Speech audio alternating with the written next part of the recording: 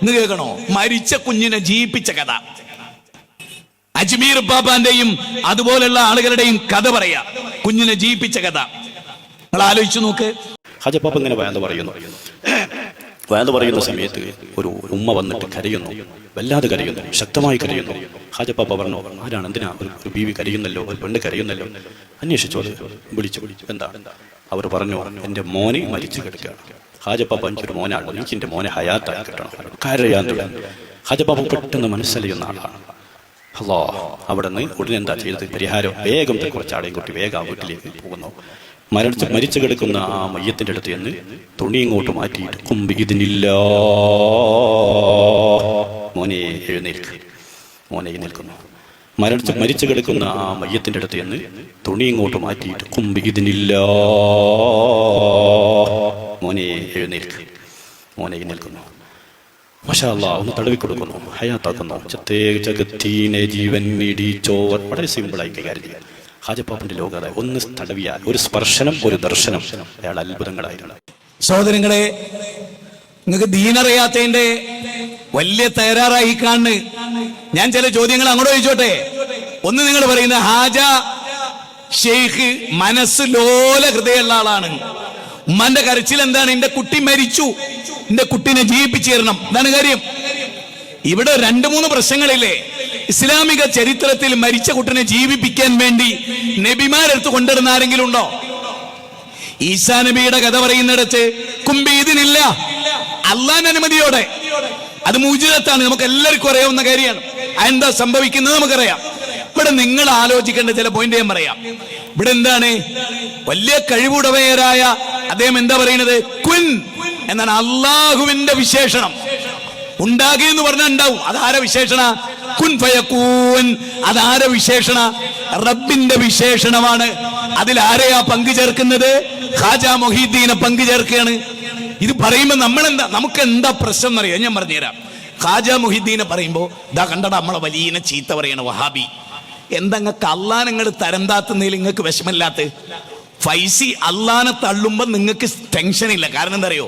അള്ളയായിട്ട് നിങ്ങൾക്ക് ബന്ധമല്ല. സമസ്തക്കാരെ, നിങ്ങൾ നിസ്സാരമായി കാണണ്ട. നിങ്ങളെ റൂഹ് പിടിക്കുന്നൊക്കെ എങ്ങനെയാന്ന് ലോകത്തെങ്ങാൻ ഒരു പിക്ചറിൽ ഉണ്ടായിരുന്നെങ്കിൽ പിന്നെ ഒരുത്തൻ സമസ്തയാവില്ല. സമസ്ത ഉസ്താദുമാരുടെ ഒക്കെ റൂഹ് മലക്കുൽ മൗത്തുകൾ പിടിക്കുന്നത് കണ്ടിരുന്നെങ്കിൽ ലോകത്തൊരൊറ്റ മനുഷ്യന് യുക്തിവാദിയായിട്ടുണ്ടാവില്ലായിരുന്നു. പക്ഷെ അള്ളത് വെക്കാത്ത എന്തിനറിയോ? ഏറ്റവും വലിയ അത്ഭുതമായ ഖുർആൻ നമ്മളെ കയ്യിൽ തന്നിട്ട് അള്ള പറഞ്ഞ് നിങ്ങൾക്ക് തലച്ചോറ് തന്ന് ചിന്തിച്ച് പഠിച്ചാൽ മതി, അത്ഭുതം കണ്ട് മാറണ്ടാന്ന്. അപാരമാണ്. ഞാൻ എപ്പോഴും വിചാരിക്കും, മദീനയും മക്കയും കണ്ടാൽ ഞാൻ പറയുന്നത് ഇന്ത്യയിലെ മുഴുവൻ ഹിന്ദുക്കളും ചിലപ്പോൾ ഇസ്ലാമാവും.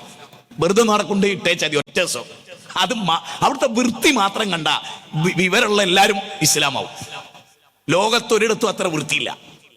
എങ്ങനെ? ലോകത്ത് അത്ര മനുഷ്യർ കാഷ്ടിക്കുകയും മൂത്രിക്കുകയും ചെയ്യുന്ന ഒരു സ്ഥലം ഈ 2 ഹറമിലെ ടോയ്ലറ്റ് പോലെ വേറല്ല. എന്തെങ്കിലും ഒരു മണം, ഒരു ദുർഗന്ധം അവിടെ നിന്നില്ല. അത് മാത്രം നോട്ട് ചെയ്താൽ ലക്ഷക്കണക്കിന് മനുഷ്യർക്ക് ഇസ്ലാം സ്വീകരിക്കുക. പക്ഷേ ഞങ്ങളോട് പറയുന്നത് ഇവിടെ എന്താ പ്രശ്നം? മരിച്ച കുട്ടിനെ ഇങ്ങനൊരു അവസ്ഥ ഇല്ല, ആർക്കും ഇല്ല എന്ന് വിചാരിക്കുക. എന്താ പ്രശ്നം? ഒരു മഹാന് മരിപ്പിക്കുന്നു ജീവിപ്പിക്കുന്നു അല്ലല്ലേ എന്ന് ചോദിച്ചു അല്ല. സൂറത്ത് ഫുർഖാന്റെ തുടക്കം എന്താ അറിയോ? ജസ്റ്റ് ഞാൻ ഒരായത്ത് പറഞ്ഞുതരാം. പെട്ടെന്ന് ഓർമ്മ വന്നുകൊണ്ട് പറയാണ്. അധ്യായമാണെന്നാണ് ഞാൻ വിചാരിക്കുന്നു. ഓതിപ്പോകുന്ന കൂട്ടത്തിൽ നമ്മളിങ്ങനെ ഫുർഖാന്റെ തുടക്കം തന്നെയാണ്. അല്ലെങ്കിൽ ഇൻഷാ അല്ലാഹ് ആശയം ഞാൻ പറയും, നമുക്ക് നോക്കാം. അതെ, നമ്മൾ പഠിക്കുക തന്നെ വേണം. നമ്മൾ ഖുർആൻ പഠിക്കുക. അതിനാണ് മുജാഹിദ് പ്രസ്ഥാനം ഇവിടെ വന്നത്. الذي له ملك السماوات والارض ولن يتخذ ولدا ولم يكن له شرك في الملك. അല്ലാഹു സുബ്ഹാനഹു വതആല പറയാണ്. എന്നിട്ട് അല്ലാഹു ഈ സൂറത്ത് ഫുർഖാന്റെ തുടക്കത്തിൽ പറയാണ്, അല്ലാഹു സുബ്ഹാനഹു വതആല നമ്മുടെ പറയുന്നത് വലാ യംലികൂന മൗതൻ വലാ ഹയാതൻ വലാ നുശൂറ. സൂറത്ത് ഫുർഖാൻ മാഷാ അല്ലാഹ്. അതിന്റെ തുടക്കത്തിൽ 3-ാമത്തെ വചനം എന്താ അറിയോ? അവന് പുറമെ പല ഇലാഹുകളെയും ദൈവങ്ങളെയും സ്വീകരിച്ചിരിക്കുന്നു നിങ്ങൾ. എന്നിട്ട് അവർ ദൈവങ്ങളെ യാതൊന്നും സൃഷ്ടിക്കുന്നില്ല. അവർ തന്നെയും സൃഷ്ടിക്കപ്പെട്ടവരാണ്. തങ്ങൾക്ക് തന്നെ ഉപദ്രവമോ ഉപകാരമോ അവർക്ക് ചെയ്യാൻ കഴിയില്ല. അവർ അധീനപ്പെടുത്തുന്നില്ല. എന്ത്? മരണത്തെയോ ജീവിതത്തെയോ ഉയർത്തെഴുന്നേൽപ്പിനെയോ അവർ അധീനപ്പെടുത്തുന്നില്ല. ഒരാളെ മരിപ്പിക്കുന്നതിലോ ഒരാളെ ജീവിപ്പിക്കുന്നതിലോ അള്ളാഹ്ക്ക് പുറമെ ഒരു നബിക്കും പങ്കില്ല എന്ന് തീർത്ത് റഹ്മാനായ റബ്ബ് എവിടെയാ പറയണേ? സത്യാസത്യ വിവേചനം എന്ന അധ്യായത്തില് സൂറത്ത് ഫുർഖാനില്. ഫുർഖാൻ എന്ന് പറഞ്ഞാൽ എന്താ? സത്യം എന്താ, അസത്യം എന്താ, സമസ്ത എന്താ, വഹാബിസ് എന്താ, ജമാഅത്ത് എന്താ, തബ്ലീഗ് എന്താ, ഇതിങ്ങനെ വേർതിരിച്ച് പഠിപ്പിക്കുക. ആ പഠിപ്പിക്കുന്ന കൂട്ടത്തിൽ അല്ലാഹ് പറയാണ്, മൗത്തിനെയാകട്ടെ ഹയാത്തിനെയാകട്ടെ നുഷൂറിനെയാകട്ടെ ഒന്നും അവർ അധീനപ്പെടുത്തുന്നില്ല. ആര്? ഒരാളും. പിന്നെ എങ്ങനെ ഹാജ മരിച്ച ഒരാളെ ജീവിപ്പിക്കുക? അത് അള്ളാന്റെ ഖുർആനെതിരാണ്. എന്താ നിങ്ങൾ ചിന്തിക്കാത്ത? ഇനി ഇതൊക്കെ പോട്ടെ, ഈ നമ്മൾ ജീവിച്ചിരിക്കുന്ന ഒരു കാലത്ത് എന്നെ പറ്റിയോ അല്ലെങ്കിൽ ഇവിടെ ഏതെങ്കിലും ഒരു പണ്ഡിതനെ പറ്റിയോ വളരെ ആളുകൾ ശപിച്ചും ആളുകൾ വളരെ കുറ്റപ്പെടുത്തിയും പരിഹസിച്ചും പറയാണ് അബ്തർന്ന്, വാലറ്റവൻ എന്ന് പറഞ്ഞാൽ കുട്ടികളില്ലാത്തവൻ, കുട്ടികളെ കിട്ടിയിട്ട് നിലക്കാത്തവര്. നബീനെ പറ്റി മക്കയിലെ മുശ്രിക്കുകൾ പറഞ്ഞതാണ് അബ്തറാണ്, വാലറ്റാളാണ്. എന്താ കാരണം? നബീന്റെ മക്കളൊക്കെ മരിച്ചു. നബിയുടെ 6 or 5 മക്കൾ മരിച്ചു. അതിൽ ഏറ്റവും ദുഃഖകരമായ മുഹൂർത്തം ചരിത്രത്തിൽ കാണാം.